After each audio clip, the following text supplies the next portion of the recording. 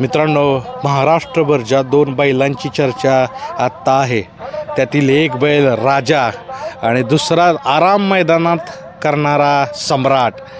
मित्रांनो, ह्या दोन बैलाची चर्चा का झाली, कशामुळे झाली सगळ्यांना माहिती आहे. एक 5 लाखाचं मैदान आणि त्या मैदानात धुमाकूळ घालून विजयी होऊन सबंध महाराष्ट्राचं लक्ष वेधून घेणारी जोडी राजा आणि सम्राट याचे मालक. भरपूर त्याच्यानंतर अफवा काय काय सत्यही असतील ह्या गोष्टी विचारूया. कधी आला होता ह्या मैदानात पळाय, किती वाजता निघाला होता? तिकून बैल 2 दिवस अगोदर आलते. आपली उर्मिला ताईचा फोन येईल होता जाकीरला आणि परत आपल्या गोट्यावर इकडं मैदान असलं म्हणे तर आपल्या गोट्यावर यायचं म्हणे. मग आपला रफिक सुट्टी मेकर ते म्हणे ताईचा गोठा जवळ आहे म्हणे मैदानापासून. मग लगेच जाकीरनं फोन केला. ताई म्हणे लगेच या म्हणे, मी सगळीच व्यवस्था करते.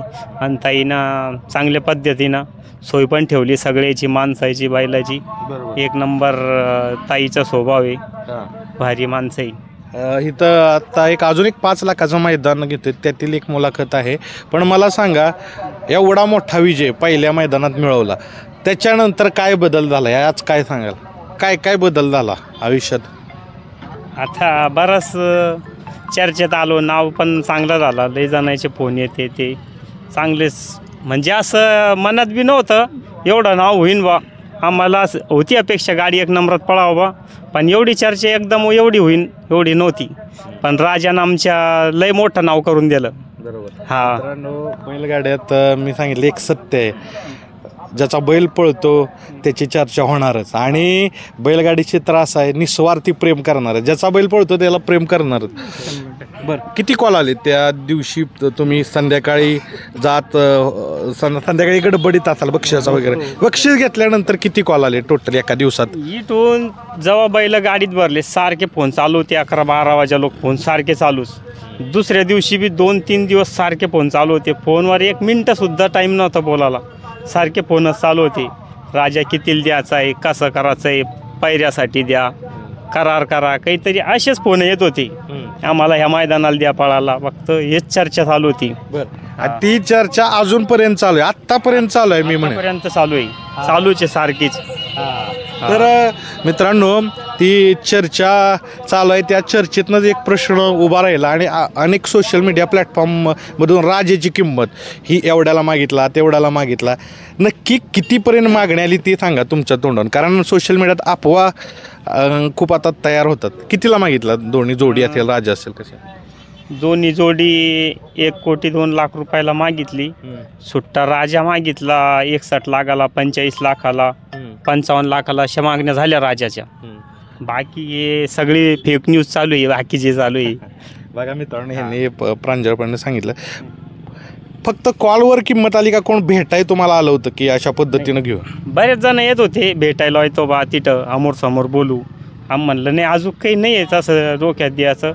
मग असलं तर मग तुम्हाला बोलासन वापस पाठच ते नाही आपल्या ह्याच्यात. असलं तुम्हाला नक्की फोन करणार.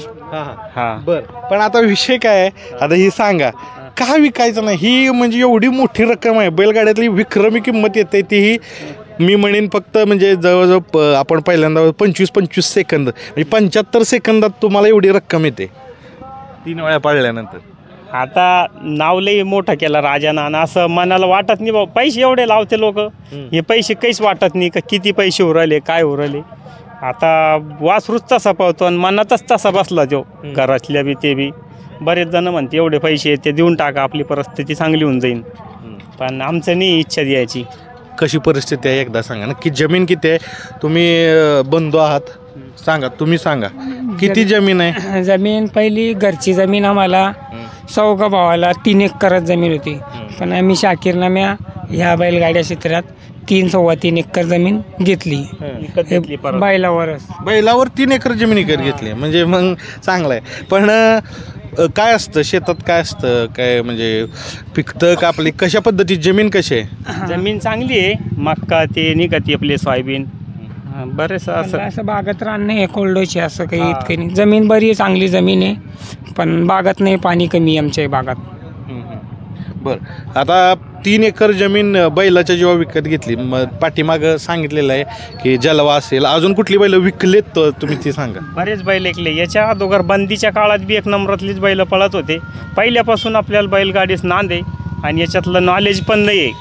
कोणता बैल कसा पळू शकतो, कोणता किती पळण, हे बैल प्रत्येक 1 नंबरातलीच बैल घडेली आम्ही आत्तापर्यंत पण. आणि 1 नंबरातच बैल पळवतो. शिकणला पण कुठं पण 1 नंबरातच गाडी पळते आपली. महाराष्ट्रात चर्चेत आणणारा राजा आहे आमचा. राजाची कुठला राजा? हाच आदत राजा. आदत राजा. आणि विशेष म्हणजे मित्रांनो, आम्ही आटपाडीत मुलाखत घेतोय, तर आटपाडी सलगर ह्या परिसरातील हे वासुर आहे. हा. तुम्ही कुणाकुंड घेतलेले हे पहिला वासरू आपले दत्ता मोठ्याना आपले पप्पू डेऱ्याला घेऊन दिलता. मग त्याच्यापासून आपले निलेश दादाने घेतला. निलेश दादाला आम्ही म्हणलं आता तुम्हाला जलवा द्यायला आम्हाला एवढी जातीचं या जातीवंत वासरू देणंच पडतं. 2 वासरू होते त्याच्यापाशी सलगरमध्ये, एक नखऱ्या म्हणून आणि एक यो. तर मग ते म्हणे हे घेऊन जा म्हणे. कशा पद्धतीने आणला होता. आता सगळ्यात महाराष्ट्राला प्रश्न पडला आणि मला विचारायला आला हा प्रश्न, तुमची शिकवण कशी वेगळी आहे? लय जण म्हणतात की बैल वेगळे आहेत, शरीरानं बी एवढी नाहीत, तर शिकवताना तुम्ही काय करता? मग अशी आपण चर्चा केली, त्यानंतर मागच्या मुलाखतीत थोडी चर्चा केली, शिकवताना एक्झॅक्टली काय करता? कारण आदत वासरू एवढं पळणं किंवा बैल एवढ्या चांगल्या पद्धतीनं पळणं, कशा पद्धतीनं शिकवण कशी दिलं जातं?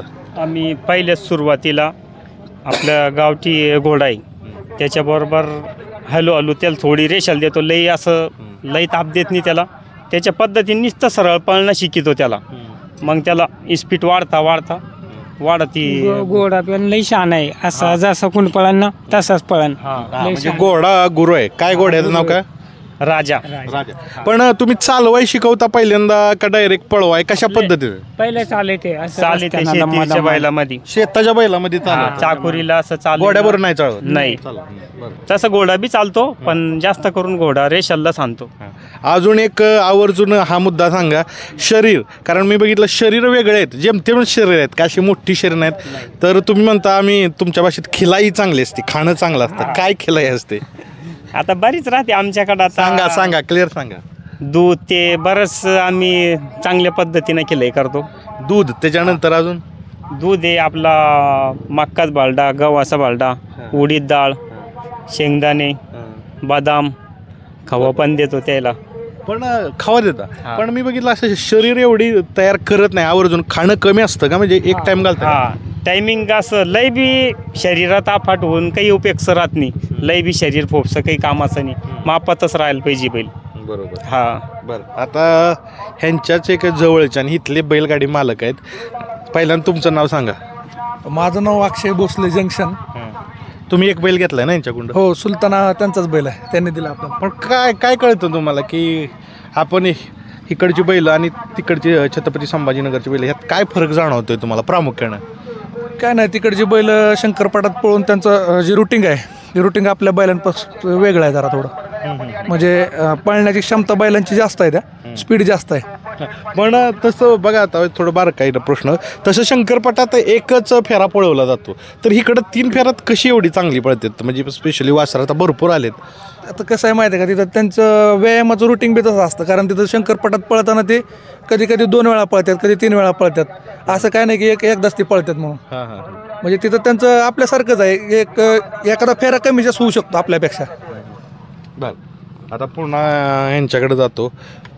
आता ठीक आहे, राजा पळतोय, सम्राट पळतोय, अजून किती बैल आहेत दावणीला? आता बारीक वासरं ते बरेच आहे, 7-8 वासरं आहे अजून. 7-8 वासरं आहेत? बरं, तुमचा काय खरेदी विक्रीचा व्यवसाय आहे का? वासरू घेणं, तयार करणं आणि विकणं? हे करतोच आम्ही. आता बरेच वासरं ऐकले ते. जलवा, अजून कुठली टॉपची बन अशी नावं घ्या. 1 नंबरातला जलवा, मग पप्पू शेठ खांडेवाराळ, त्याला उजीर नावाचं कोण देईल, ते पण 1 नंबरात पळतो. अक्षयबाईला सुलतान देईल, तो पण 1 नंबरात बैल पळतो.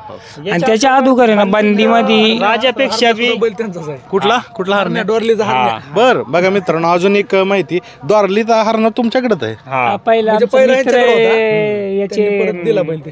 कोपारगाव साईडचे ते आपले मित्र आहे, त्याच्याकडून एक जुना बैल गेला होता. तयार तुम्ही केला? त्यानेच तयार करेल होता, आपण 4 दात घेतला होता. तर मित्रांनो बघू शकता, पुन्हा एकदा दाखवतो. राजा आणि तिकडं सम्राट आहे. ह्या राजाचं का कौतुक झालं, आदत वयात एवढं मोठं यश बैलगाड्यातनं मिळवलं नव्हतं ते ओपन अड्ड्यात. तुम्ही आदत अड्ड्यात का पळवत नाही, ओपनमध्ये का पळवायचा निर्णय घेतला? आम्ही एकदा आदातमध्ये पळलं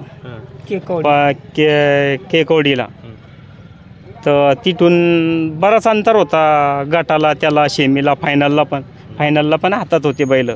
मग मी असा निर्णय घेतला आपल्याला गाडी ओपनला पळायची, मोठ्या मैदानला ओपनला पळायला काहीतरी आपली चर्चा होईल. झाली आता महाराष्ट्र परत. मग त्या हिशोबानं आम्ही ओपनला गाडी पळली. आणि अजून एक वैशिष्ट्य म्हणजे मी आवर्जून हा मुद्दा मांडलेला की दोन घरचा साज त्याच्यानंतर स्वतः जाकी, तुम्ही धुरकरी म्हणता, जाकी आणि मालक, ही एवढं कॉम्बिनेशन येणाऱ्या काळात कोणी बघितले नाही. तुम्ही स्वतः गाडी आणता? हा, स्वतः आणतो गाडी पहिल्यापासूनच. आता आपण दुसऱ्याच्या भरोश्यावर हे सगळे कामं चालत नाही ड्रायव्हरच्या. ये बाया रेषाला गाडी हाण, परत मैदानात पळव, तर ड्रायव्हर लोकच कसं राहतं, त्याला पण इतकं टाइम नाही राहत, मग त्याला खर्च भरपूर राहतो, मग ते आपल्याला परवडत नाही. मग आपण असा निर्णय घेतला. पहिल्या याच्या अगोदर मी स्वतः शिकत होतो, मैदानात गेल्यावर ड्रायव्हरला बसायचं, ड्रायव्हरनं हाणून गाडी उतरून गेला, त्याला विचारायचं कशी गाडी पळाली, चांगली पळाली असं म्हणून चालल्या जात. चुकला काय केलं नाही, दोन्ही चांगले पळाली. तुम्हाला आम्हाला बी काही तसा अंदाज येत नव्हता. मग असा स्वतः निर्णय घेतला, गाडी स्वतःच पळायची आजपासून. बरं, आता जाता शेवटचा प्रश्न, एवढ्या मोठ्या मैदानात यश भेटलं, 5 लाख रुपये, पैशाचं निश्चित काहीतरी नियोजन केलं असेल, वासरं घेतली, काय त्या पैशाचं काय केलं? हा वैयक्तिक प्रश्न आहे, तरी बऱ्याचशा लोकांनी विचारायला लावलेला, कारण इकट्ठा रक्कम भेटली एवढी मोठी. पैसे आहेत तसेच, अजून काही नाही केलं. हा, वासरच घेणार, वासरच घेऊ आता. बरं, हा बरं. टेम्पो तर घरचा आहे का? हा, घरचाच टेम्पो. सगळं पूर्ण घरचं. हा, आपले शार्दूल बाजी पळत होते, त्याच्यावरच टेम्पो घेतला होता. भाऊ भुजबळला दिले शार्दूल नावाचा म्हणून, त्याचे बैजा मैब्या त्याच याच्यावर शिकेले, त्याच शार्दूलवर आपला तो सुंदर. पण जाता शेवटचा प्रश्न, बैलगाड्यात यशस्वी व्हायचं असेल तर काय सांगाल? कुठल्या गोष्टी पाळल्या तर यश आहे? म्हणजे बैल कशी असू, पण बैलावर आपला तुमचा विश्वास होता, पण काय अजून काय सांगाल? आपला मन चांगला असलं ना 100% यश भेटणार. याच्यात अशी काही खुन्नस धरून गाडी पळवायची, त्याची गाडी त्यानं आपली गाडी मारली, बिनजोडला बी, असं कोणी लई दांगडो करते, काही वरडते, हे कोणाचं मन नाही दुखायला पाहिजे. आपल्याला 100% यश भेटतो आणि प्रयत्न करत राहायचं, मेहनत करत राहायची. मित्रांनो, मेहनत करत राहायची असं दोन्ही भावांचं म्हणणं आहे.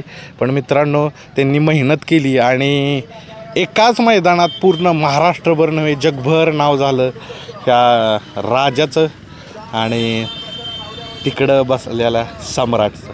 तर मित्रांनो, बऱ्याचशा प्रश्नांची उत्तरं तुम्हाला भेटली असतील. मित्रांनो, ह्या बैलांनी, दोन्ही बैलांनी आणि ह्यांनी बी दाखवून दिलं की कुठल्याही क्षेत्रात जिद्द असेल तर यश नक्की भेटतं. आणि आपण कुठंही येणार असो, कसंही असो, कुठल्याही परिस्थितीत असो, यश नक्की भेटतं. प्रयत्न करत राहा, नक्की तुम्हाला यश आहे. धन्यवाद. तर मित्रांनो, हे होते आजच्या मैदानातील प्रमुख पैरे, मासाळवाडी, तालुका आटपाडी, जिल्हा सांगली येथील. तर काय काय मालक अजून येतात, त्यांची बैलं येत असतात, काय कायांना पैरे सांगायचे नसतात, पण आपल्याला जे माहिती आहे त्या पद्धतीनं आपण दाखवण्याचा प्रयत्न केला. तर मला सांगा, आज कुठल्या जोडीकडं विशेष लक्ष आहे व का? कमेंट्समध्ये सांगा. धन्यवाद.